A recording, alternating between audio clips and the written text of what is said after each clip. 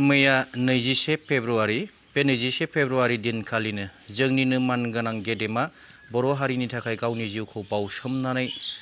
जुजिबोनाय सरकारनि हेंथायै दावहा होबोनाय बर' हारिखौ अरायबो बुहुम बिखायाव गोजोरै लाखिनो थाखाय नाजाबोनाय जोंनिनो गेदेमा बिर जोहोलाव आथिखालाव जोबथेसालियाव गावनि जिउखौ बाबेन होनांनाय रन्जन दैमारि सारनि गोथार 64थि जोनोम सानमोन। बे गोथार 64थि जोनोम सानखौ लोब्बा लाखिनानैनो मैया चिरां जिल्लानि हाग्रामा ब्रिजआव मोनसे रन्जन सारनि एबसेन्सआवबाबो मोनसे दुखुनि गेजेरावनो रंजानायनि मोनसे सेलेब्रेसन खालामनाय जादों। बे सेलेब्रेसन खालामनायावनो मानगोनां बिक्रम दैमारि बिथाङा गावनिनो सुजुनाय मोनसे रन्जन दैमारि सारखौ लानानै सुजुनाय मोनसे दोंसे मेथाइखौ बिथाङा रिलिज खालामना होबाय आरो बेजों लोगोसेनो बिथाङा माखासे NDFBनि आरो बर' हारिनि थाखाय गाहाम हास्थायनानै माखासे बिबुंथि होदों। बेफोर बिबुंथिखौ नोंथांमोना भिडिअनि गेजेरजों नुनो मोनगोन। दा भिडिअखौ जागायनायनि सिगाङावनो नोंथांमोन बयनिसिमबो आंनि अननाय आरो सिबिनायखौ जासिहरबाय आरो बेजों लोगोसेनो आसा खालामो नोंथांमोन बयबो मोजाङै दं आरो अरायबो मोजाङै थागोन होननानै आङो इसोरनि खाथियाव आर'ज गाबबाय आरो लोगोसेयैनो चेनेलाव जुदि सोरबाफोर गोदानै नुजाथि फैदोंब्ला एबा चेनेलखौ अनसायदोंब्ला मोजां मोनदोंबा साबस्क्राइब खालामनानै लागोन होननानैबो आसा खालामबाय। दानिया फैदो भिडिअखौ नायदिनि बिक्रम दैमारि बिथाङा मा बुंदों। गोरोन्थि नङामोन आंनि बे खोलोमनि निजोराया 2020 मायथाइनि 27 जानुवारि। नोंथांनि फिननायाव आं बेखौनो बुंगोन NDFBनि थाखाय नंगौ आं जेबो खामानि मावनो हायाखै आरो उनावबो जे मा खामानि मावनो हागोन आं बेखौ बुंनो हाया। नोंथाङा जितु आंखौ सोंदों आं बेखौ बुंदों जे सैथो खोथाखौ बुंनांगोन। रन्जन दैमारिखौनो होन NDFBनि केडारफोरखौनो होन बिथांमोनखौ लानानै आंहा जेबो मावनो हायाखै बेखौ आङो दुखित आं गावनो साननानै लायो। नाथाय आं सोर रन्जन दैमारि बिथांमोनखौ बा NDFBफोरखौ लानानै मावनो हानाय आंहा जेबो गैया आरो जेबो गोहो बोलोनि मानसि नङा। आं सासे साधारन सासे बेक्ति। दा आं नाथाय जुर बेखौ बुंगोन जे रन्जन दैमारिखौ लानानै होन NDFB बिथांमोनखौ लानानैनो होन जायहा मावनो थाखाय गिदिर बिबान मोनबाय मानगोनां BTRनि CM सासे BTRनि एकर्डनि सागानगिरि मानगोनां प्रमद बर' बिथाङानो जुदि NDFBनि मावनो गोनां देरसिन खामानिखौ जुदि मावनो हायाखैसैब्ला आं सोर नङा होमबा? दा नोंथांनि सोंनायावसो आं बुंदों आरो हमनानै ला जोंहा आसामनि केबिनेट मिनिस्टार सुप्रिम' लिडार रायजो सभानि MP रोंगोरा नार्जारि सार बिथांमोनानो NDFBखौ लानानै मावनांगौ आद्रा खामानिखौ जुदि मावनो हायाखैसैब्ला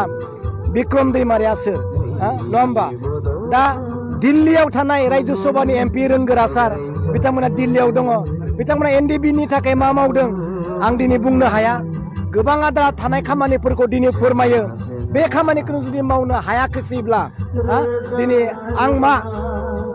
मावनो हागोन? आंथ' साधारन सासे बेक्तिसो। दा आं बेखौनो खावलायगोन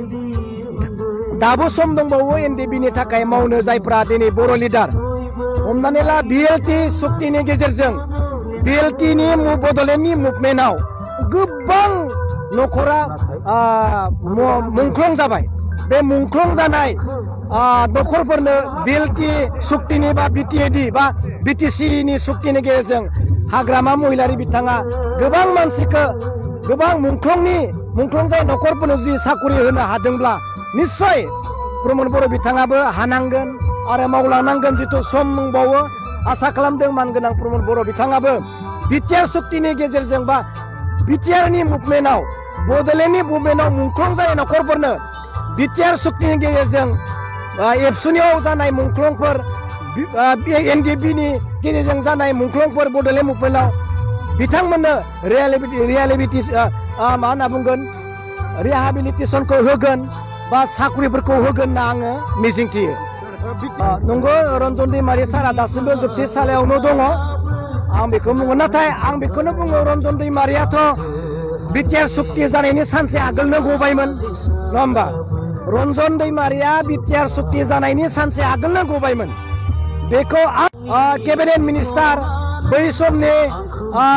इउपिपिएलनि प्रेसिडेन्ट मानगोनां इउजि ब्रह्म सारानो बुंदों जे बिटिआर एकर्डनि गेजेरजोंनो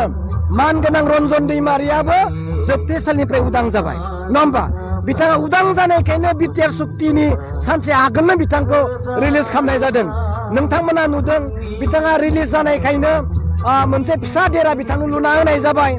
गोबाव सम बिथाङा जोंनि गेजेराव बे अदला खासिबारियावनो थाबाय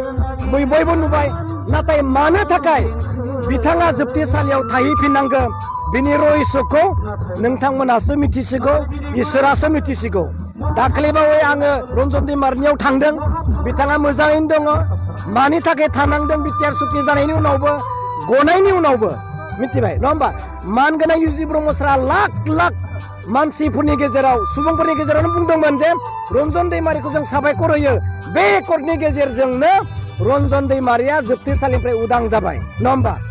उदां जाखानाय रन्जन दैमारिया दायनिगिरियाथ' जेलावसो थायो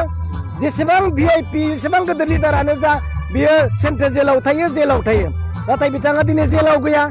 एनएपिबिएन केम्पआव बिथांखौ बन्दी खालामना दोनदों बिथाङाथ' दायनिगिरि नङा दायनिगिरिबाथ' जोबथेसालियाव थागौमोन दा बिथांनि काहानिखौ बुंनानै फोजोबनो हाया बिथाङा बिटिआर सुक्तिनि सानसे आगोलनो गबायमोन नाथाय सोर सहिखो बेखौ नङा होमबा सोर सहिखो जे बिटिआर सुक्ति जानायनि जिथु दा नै बर्तमानाव बिथाङा जोबथेसालियाव गैया माने मोनसे एनएपिबिएन मोनसे केम्पआव बिथांखौ बन्दी खालामना दोननाय जादों बिनि रहस्यखौ इसोरासो मिथिगौ मिथिबाय बे ससे भिडिअनि गेजेरजों रायजो राजा नोंथांमोनहा निश्चय हमनो हाबाय जे आथिखालाव बर'नि माखासे दैदेनगिरि बिथांमोनहा बर' हारिनि थाखाय मा मावदों आरो माबायदि दैदेनलांनो आखायाव लादों दा इयुनाव आरो जों माबायदि दैदेनगिरिफोरखौ सायख'नानै लानांगोन बिनि थाखायबो जोंहा माखासे मावनांगौ बिबान फैबाय बेखौ बिथाङा थोंजों बुङाखैब्लाबो बिथांनि बुंनाय माखासे रावनिफ्रायनो जोङो हमनो हायो दा बिनिखायनो गासैबो रायजो राजा बिथांमोनखौ सांग्रां जानो थाखाय खावलायनाय जाबाय आरो सांग्रां जानोब्ला एबा जोङो बे रायजोआव जोङो गोजोरै थांनानै थानोब्ला एबा बर' हारिखौ हारि बायदि लाखिनोब्ला नैबे मुगायाव जोंनो राजनितिक गोहोखौ नांगौ बिनिखायनो राजनितिक गोहोखौ मोनफुंनो थाखाय जोङो बयबो बबेबा मोनसे हान्जाखौ हेफाजाब खालामनानै बबेबा मोनसे हान्जानि दारैनो जोङो जोंनि आथिखालनि जिहेतु आद्रा थानाय हाबाफारि बेफोरखौ जों मावफुंनानै लानो नांगोन आं बेखौ आसा खालामबाय आरो गुबुन फारसेथिङै बिटिआर एग्रिमेन्टनि गेजेरजों जिहेतु रन्जन दैमारि सारजों लोगोसे गासैबो बारग' एनडिएफबि बिथांमोनहा जेलनिफ्राय गनो गोनांमोन नाथाय बिथांमोना दिनैसिमबो उदां अख्राङाव फैयाखै आरो बिथांमोनखौ